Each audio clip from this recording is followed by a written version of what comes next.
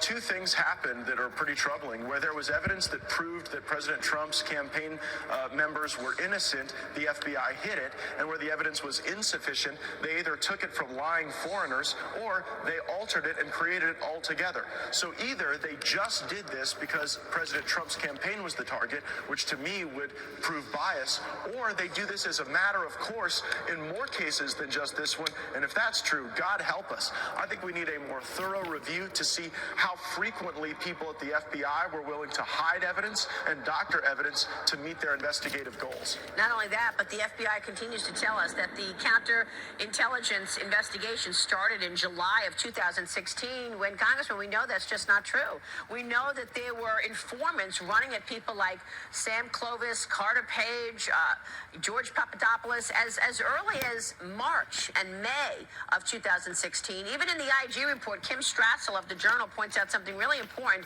that in the IG report it said Christopher Steele was hired by Glenn Simpson of Fusion GPS in May of 16 to look for collusion between Trump and Russia.